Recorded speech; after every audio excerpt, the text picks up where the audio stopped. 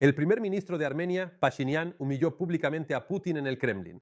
Vamos a mostrar esas imágenes. Trump se burla de Macron. Me parece que solo el propio Donald lo encuentra gracioso. Y en Rusia comienza a desatarse una epidemia de fiebre aftosa. Saludos amigos, este es el proyecto En la Mira. Me llamo Vladimir Timoshenko. Comenzamos.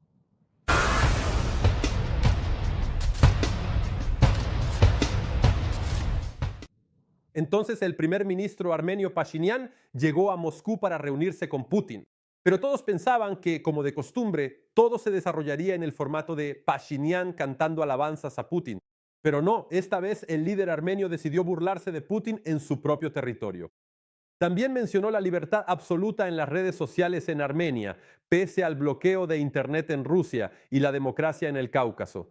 La expresión de Putin en ese momento es simplemente impagable. Bueno, compruébalo tú mismo. Como bien sabes, Armenia es un país democrático, una nación democrática, y nosotros en realidad siempre tenemos diversos procesos políticos y esto ya es algo normal para todos nosotros. Y bueno, en realidad en dos ocasiones diferentes cada año celebramos elecciones municipales. Sí, específicamente elecciones municipales. Estas también están en gran medida muy politizadas, porque como resultado directo de nuestras reformas políticas allí también, la gente suele votar a favor o en contra de los diferentes partidos políticos. Lo que quiero decir es que nosotros, sí, de hecho muchos de nuestros propios ciudadanos, bueno, no muchos, pero ciertamente hay ciudadanos que piensan que en Armenia hay demasiada democracia para lo que es el país hoy en día. Pero para nosotros es una cuestión de principios. En nuestro país, las redes sociales, por ejemplo, son 100% libres. No hay absolutamente ninguna restricción de ningún tipo. Y muchísimos ciudadanos piensan realmente que eso es ya demasiado. Sí, uno puede mirar infinitamente tres cosas: cómo las fuerzas ucranianas destruyen a los invasores, cómo arde el fuego y cómo Putin esconde la cabeza tras las palabras de Pashinyan. Y por cierto, aquí tienen la democracia al estilo ruso. Agricultores locales viajaron a Siberia y a la misma Moscú a ver a Putin. Exigen que no maten a su ganado. Aquí tienen sus palabras. Bueno, tal vez algo finalmente se mueva de una vez por todas y nuestro presidente nos escuche a todo el país sobre lo que está pasando con la agricultura, que nos están destruyendo, simplemente están destruyendo a todos en todas las regiones de Rusia. ¿Cuánto más tenemos que soportar esto? ¿Por qué debemos quedarnos callados? Bueno, naturalmente nadie nunca escuchará a estas mujeres en Rusia, pero aquí lo importante es otra cosa. La situación con el sacrificio masivo de ganado en Rusia se ha salido de control. Ha aparecido información de que en Rusia ha comenzado una epidemia de fiebre aftosa, una enfermedad muy contagiosa y peligrosa para los animales. Mientras los funcionarios no lo reconozcan, más de la mitad de las regiones no podrán empezar a aplicar vacunas preventivas. Así es, ya ven, un círculo vicioso. Todos los detalles los conocen mis colegas. Veamos. Del virus que no se puede nombrar. En varias regiones de Rusia se están llevando a cabo operaciones a gran escala para retirar y destruir el ganado de animales de granja. Estas acciones están previstas en el protocolo de respuesta ante la fiebre aftosa. Los servicios oficiales rusos, como es habitual, lo niegan todo. Según su versión, los animales padecen pasteurelosis y rabia y no fiebre aftosa. Además, las autoridades locales afirman que estas enfermedades han mutado, a pesar de que no existen casos confirmados de este tipo en la práctica mundial. Al mismo tiempo, las restricciones de cuarentena y la destrucción de animales son medidas radicales para este tipo de enfermedades. Según las observaciones, la fiebre aftosa pudo originarse en la región de Siberia y luego propagarse gradualmente. Rusia, como miembro de la Organización Mundial del Comercio, debía informar los casos, pero no lo hizo. En Siberia, los agricultores protestan masivamente por el sacrificio del ganado. En las redes sociales circulan videos de vacas muertas que están siendo quemadas cerca de estas aldeas. Las autoridades locales afirman que los animales portan una enfermedad peligrosa, pero no presentan ningún documento. Nos impusieron varias restricciones: salidas del pueblo, solo una entrada al pueblo. Las demás salidas fueron bloqueadas totalmente. Cubierto de nieve. Nos cubrieron con enormes montones de nieve, muchísimos. Estamos solicitando ayuda para resolver este problema. No vamos a permitir que ninguna persona sacrifique vacas sanas y vivas. Quemar. Quemar, retirar. No lo daremos. Hazte analizar la sangre y la leche materna. Vecinos afirman que la inspección sanitaria no toca a los grandes agroholdings. Los agricultores creen que el sacrificio lo impulsan las grandes empresas para eliminar competencia. A quienes protestan por los decomisos y sacrificios, los multan. Hay 7 casos así en el tribunal de Ardin, en la región de Novosibirsk. Sí, es muy revelador. Amigos, suscríbanse a Unian para conocer la verdad sobre lo que ocurre en Ucrania y en el resto del mundo civilizado. Y por supuesto sobre cómo la Rusia de Putin actual se precipita al abismo y también las relaciones entre Estados Unidos y Europa van camino al abismo. Miren lo que está haciendo Trump. Nuestra sección sin comentarios. ¡Boom! Y ella estaba lista para irse. Ella volvió a la esquina y dijo que nunca la habían golpeado así. Sí, es Trump burlándose de Macron, mostrando cómo su esposa Brigitte lo golpea. El chiste deja mucho que desear y Macron ya respondió. Escuchen, los comentarios a los que se refiere no son elegantes ni apropiados, así que no responderé. Esa cuestión no merece respuesta, dijo Emmanuel Macron. Es lógico. Trump ha sido el principal generador de noticias en el último día. Primero anunció la paz con Irán y ahora promete presionar fuertemente a Teherán en las próximas semanas. Aquí los detalles. Donald Trump afirmó que en 2 o 3 semanas Estados Unidos lanzaría ataques masivos contra Irán. Según él, la ofensiva podría devolver a Irán a la edad de piedra. Citó como objetivos la infraestructura energética y centrales eléctricas. Paralelamente, Trump hace hincapié en la presión estratégica a través del Estrecho de Hormuz, aunque deja claro que Estados Unidos no se considera críticamente dependiente de esa ruta. Él enfatiza que el Estrecho de Hormuz es más necesario para otros países. Uno de los requisitos clave sigue siendo el mismo.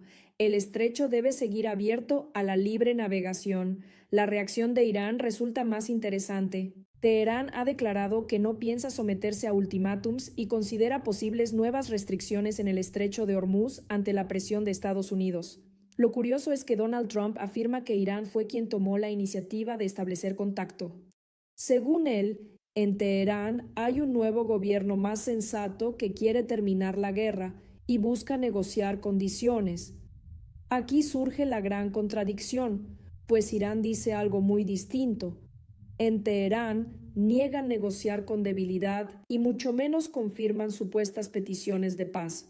El Cuerpo de Guardianes de la Revolución Islámica de Irán declaró que el Estrecho de Hormuz no será abierto debido a las absurdas ideas de Donald Trump. Además, el presidente estadounidense, en otra aparición pública, criticó duramente la política anterior de Estados Unidos hacia Ucrania. Según él, el país no debió involucrarse en un conflicto a miles de millas de su territorio. También condenó los gastos que, según estima, han sumado miles de millones en ayudas sin un beneficio tangible para la nación.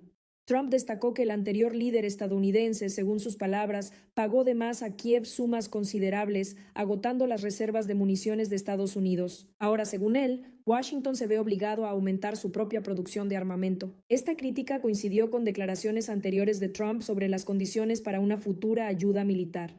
Algunos medios informan que supuestamente amenazó con suspender el suministro de armas estadounidenses a Kiev si los aliados europeos no participan en la operación para desbloquear el Estrecho de Hormuz y no amplían su apoyo. Mientras tanto, las Fuerzas Armadas de Ucrania están trabajando de manera ejemplar. Un infierno para el enemigo en la Crimea ocupada. Así, la noche del 2 de abril, drones del SBU y la GUR atacaron una serie de objetivos importantes de los ocupantes en el territorio ocupado. Nuestros defensores destruyeron 4 aeronaves y una base de drones pesados Orion, un avión An-72P y el radar MEK. Además, las Fuerzas Armadas de Ucrania están atacando objetivos militares en Bashkortostán. Miren, se desató un incendio en la refinería de petróleo Bashneft UNPZ. Esta es la capital de Bashkortostán, Ufa.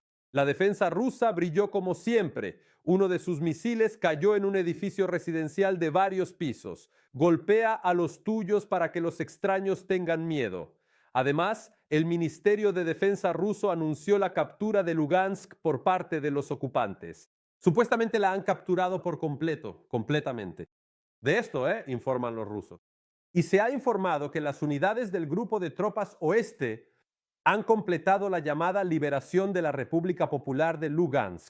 Amigos, para que lo entiendan, esta es ya la tercera vez durante la Gran Guerra que los ocupantes hacen una declaración similar.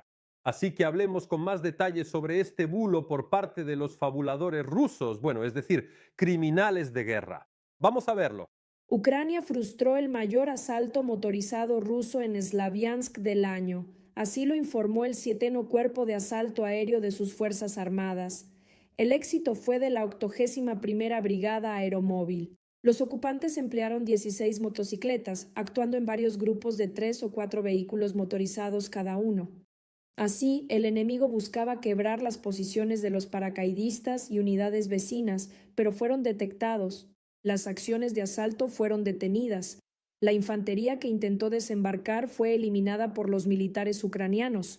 En general, la situación en esa dirección sigue siendo complicada. El enemigo concentra recursos y no cesa en sus intentos de ganar posiciones en Slaviansk para avanzar. Mientras tanto, el Kremlin prepara una nueva ofensiva en Ucrania para el primer o segundo año de la guerra, según informaron fuentes internas a Bloomberg.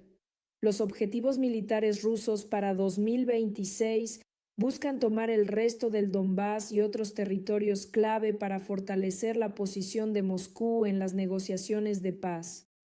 Analistas del Instituto para el Estudio de la Guerra señalan que el Kremlin busca crear una falsa urgencia para obligar a Ucrania a ceder la zona libre de la región de Donetsk, que las tropas rusas no lograron capturar. El 31 de marzo, el presidente Zelensky declaró: Rusia está exigiendo que Ucrania abandone en 2 meses la parte del Donbass que controla y que entonces supuestamente la guerra terminará.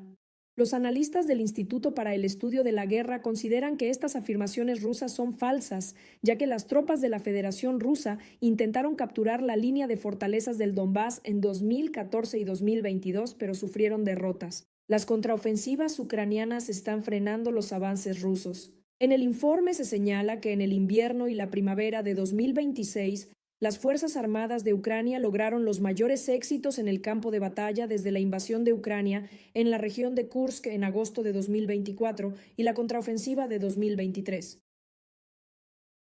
Bueno amigos, esto fue el proyecto En la Mira. Mi nombre es Vladimir Timoshenko. Suscríbanse al canal de YouTube de Union, dejen sus comentarios, para nosotros es muy importante. Que estén bien amigos, nos vemos pronto.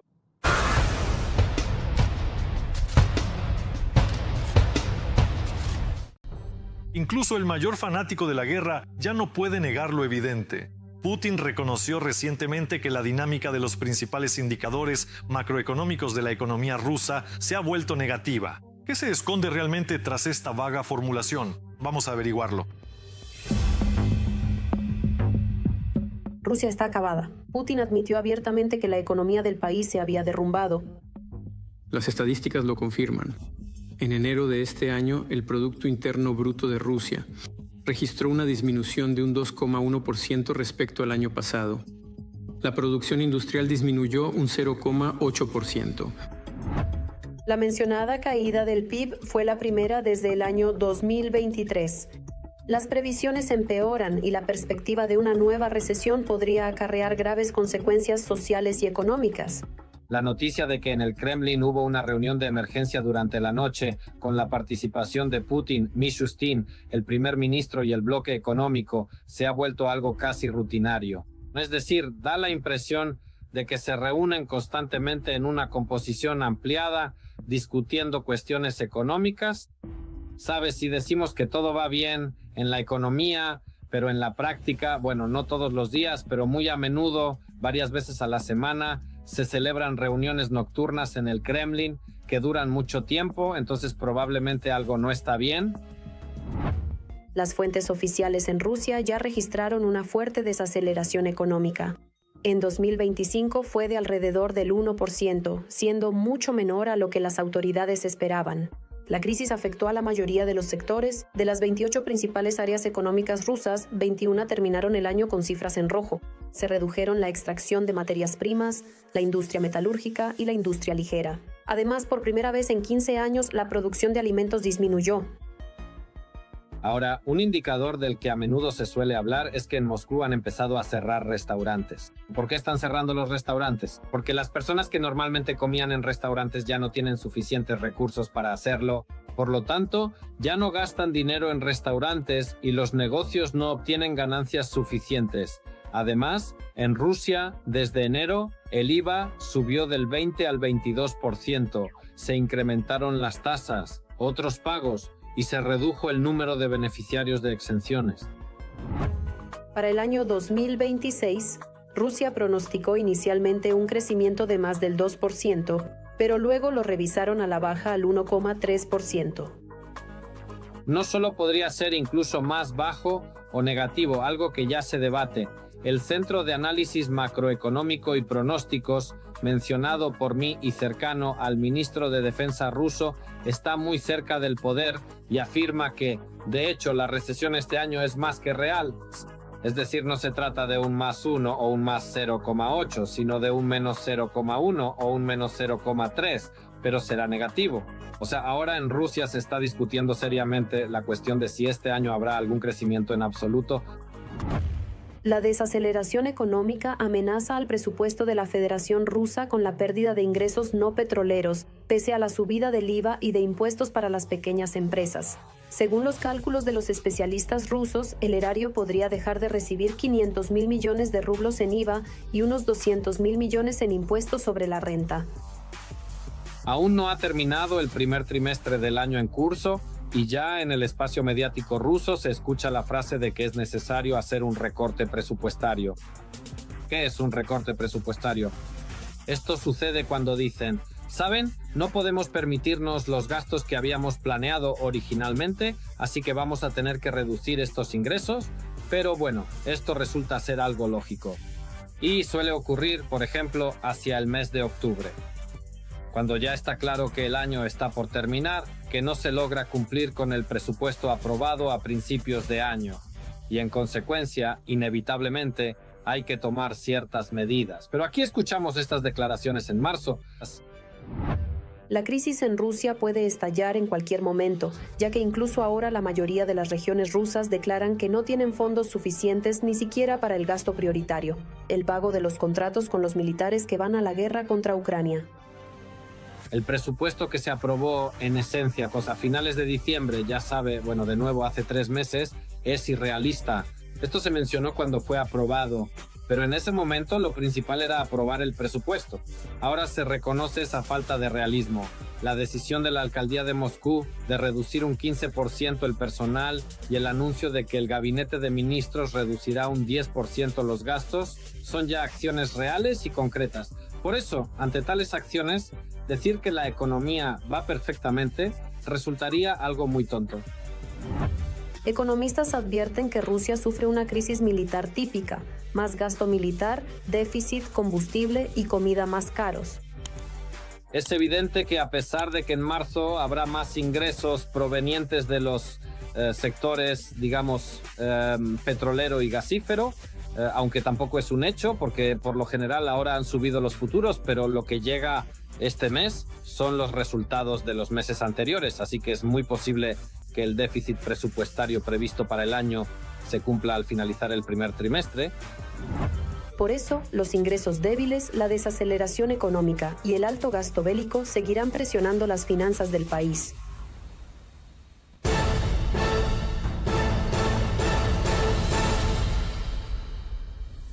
Ya van 5 años en los que los rusos no hacen más que apretarse el cinturón mientras Putin continúa la guerra.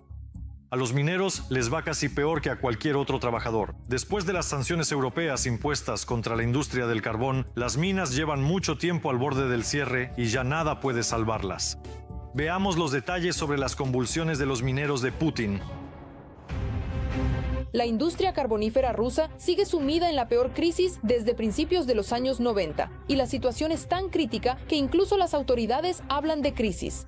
En la llamada Zona Roja se encuentran actualmente 62 empresas, de las cuales 20 ya han suspendido la extracción y 14 han decidido liquidarse o conservarse.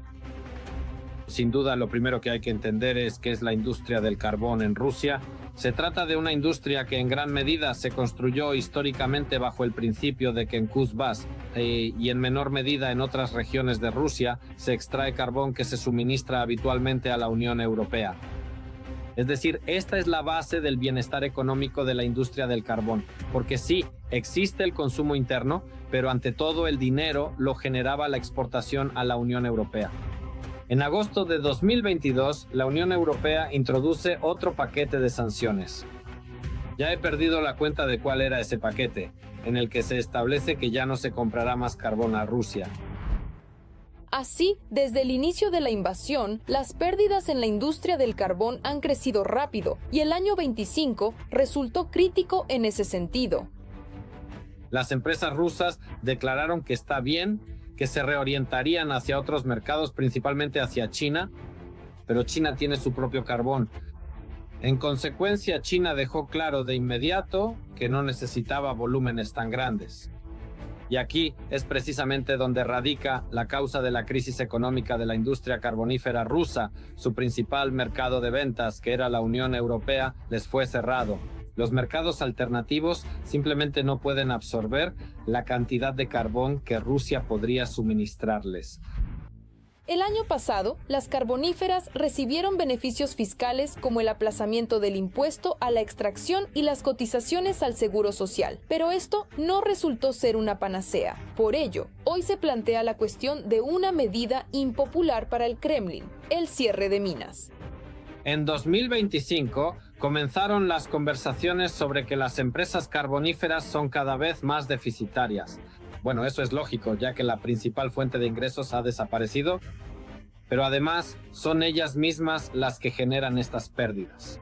Y surge la pregunta, de esto ya se hablaba en 2025 y simplemente en 2026 esto se hizo aún más evidente. Hay que cerrar las minas. Y el cierre de minas, según la historia de la economía de Europa, la Unión Soviética y Ucrania, es una cuestión muy dolorosa. Tradicionalmente los mineros son personas muy apasionadas que siempre han estado dispuestas a participar en protestas. Y para evitar protestas, el Kremlin probablemente propondrá a los mineros firmar contratos e ir a la guerra. Sin duda, Rusia quiere empujar a la gente. Vamos, firmen contratos para ir a la guerra contra Ucrania. Bueno, en primer lugar, no todos estarán de acuerdo porque entiendo que muchas personas allí pueden decidir que es una oportunidad para ganar dinero. Pero también habrá personas que dirán, ¿para qué vamos a arriesgar nuestras vidas? Al fin y al cabo, un contrato para ir a la guerra no son esas montañas de oro que promete la dirección. Es la probabilidad de que tu vida termine en unos 10 o 12 días después de firmar ese contrato. Otra opción es enviar a las personas de la industria carbonífera en decadencia a trabajar al mismo China o redirigirlas a otros sectores. Pero incluso aquí, como se suele decir, hay un matiz. Nuevamente cuando Rusia dice, bueno, ahora vamos a sacar adelante la situación. En 2 meses de 2026, el déficit presupuestario ruso es de 3,4 billones de rublos. 3,8 billones es el plan para todo el año. Es decir, aún quedan 10 meses de los 12 por delante y en los 2 primeros ya han alcanzado en esencia la cifra que pensaban obtener en 12. Y cuando tienes un déficit presupuestario hay que resolverlo de alguna manera. Es decir, o se imprime dinero, lo que devalúa el que ya existe y acelera la inflación, o se recortan los gastos, lo que significa despedir gente. Resulta que ahora, al discutir dónde reubicar a la gente del carbón, entendemos que sin importar el destino, serán despedidas en un mes. Hay que reconocer que una economía como la de Rusia simplemente a priori no puede colapsar rápidamente. Pero en el 4º año de la invasión a gran escala de Rusia en Ucrania, ya no quedan sectores en la Federación Rusa que no tengan problemas, y cada día hay más sectores problemáticos que han alcanzado el punto de no retorno.